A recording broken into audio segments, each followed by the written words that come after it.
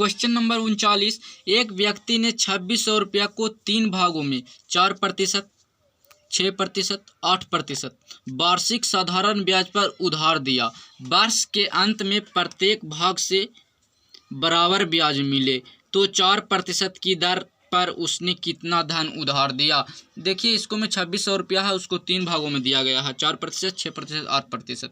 बोल रहा है सबसे जब ब्याज लिया गया है वर्ष के अंत में तो बराबर ब्याज दिया है, तो 4% दर पर कितना धन दिए हैं उसको। तो इसको हम इस प्रकार बनाएंगे, एक 4% पर दिया गया है, एक 6% पर दिया गया है और एक 8% पर दिया गया है। अब देखिए 4% का मतलब कितना होता है 1/25, 6% का मतलब होता है 3/50 और 8% का मतलब होता है 2/25। इसको हम इस प्रकार कर दिए। अब देखिए इधर हम इसको P और इधर हम I, मतलब इधर हम लिख दिए P का मतलब मूलधन और इधर लिख दिए हैं I का मतलब इंटरेस्ट, मतलब ब्याज। तो ब्याज लिख दिए हैं। अब देखिए मान लेते हैं कि 25 मूलधन है तो 1 ब्याज है, 25 मूलधन है तो 1 ब्याज है। इसको में मान लेते हैं 6% की दर से जिसको दिया गया है उसका मूलधन 50 है तो उसको 3 रुपया ब्याज है प्रत्येक वर्ष। 25 रुपया मूलधन है तो 2 रुपया ब्याज है। अब देखिए बोल रहा है ये तो पहला आदमी को दिया गया है 4% वार्षिक दर से, ये दूसरा को दिया गया है, ये तीसरा को दिया गया। अब बोल रहा वर्ष के अंत में प्रत्येक भाग से बराबर ब्याज मिले। तो देखिए वर्ष के अंत में प्रत्येक भाग से बराबर ब्याज मिल रहा है नहीं, इसको 1 रुपया ब्याज मिल रहा है, इसको 3 रुपया, इसको 2 रुपया। तो इन तीनों को एलसीएम लेके हम बराबर कर देंगे। तो एलसीएम लेंगे तो 6 आ जाएगा, तो इसको में हम 6 से गुना कर देंगे, इसको हम 6 बनाने के लिए 2 से गुना कर देंगे, इसको 6 बनाने के लिए 3 से गुना कर देंगे। तो देखिए सबसे बराबर बराबर ब्याज मिल रहा है, 6 इसको से, 6 इसको से, 6 इसको से। तो इसको में हम 3 से गुना किए हैं तो इसको में भी हम 3 से गुना करेंगे, इसको में 2 से किए हैं तो इधर भी 2 से करेंगे, इधर 6 से किए हैं तो इधर भी 6 से करेंगे।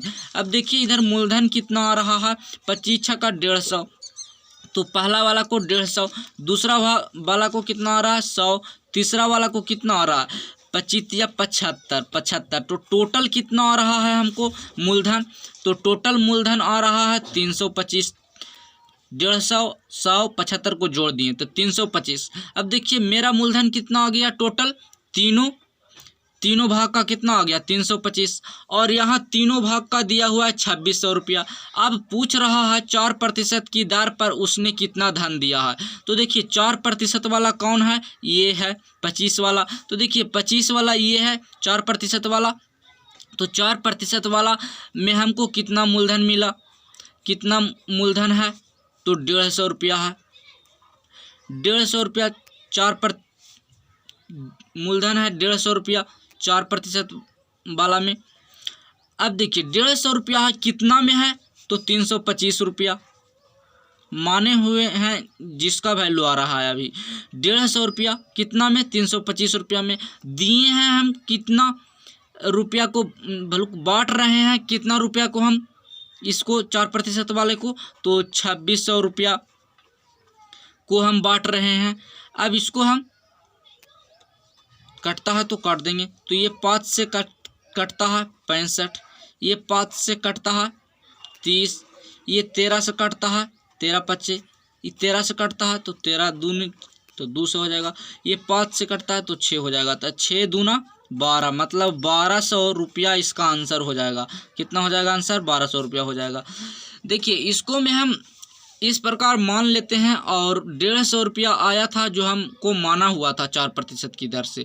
अब 4% वाला वैल्यू आ गया 150, इसको इस प्रकार भी कर सकते हैं। देखिए हमको टोटल माना हुआ कितना आ गया 325 और इसको दिया हुआ है कितना टोटल तीनों भाग का तो 2600, तो इसको हम 2600 के बराबर कर देंगे।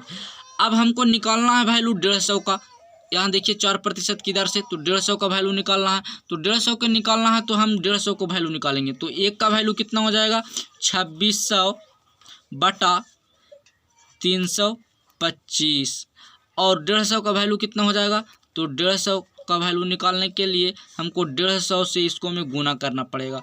तो देखिए फिर उसी तरह से आ गया, इसको हल किए, इसको हल करेंगे बराबर आ जाएगा। तो 150 का वैल्यू कितना आ जाएगा 1200। तो 150 का वैल्यू कितना आ गया 1200। तो 1200 इस तरह भी हम करके देख सकते हैं। तो 1200 आंसर हो गया, ये कट जाएगा सब, ये 200 आ जाएगा, ये 6 आ जाएगा। तो 200 गुना 6 तो 1200। तो इधर से भी 1200 और इधर से भी 1200, किसी भी तरह से बना सकते हैं इसको।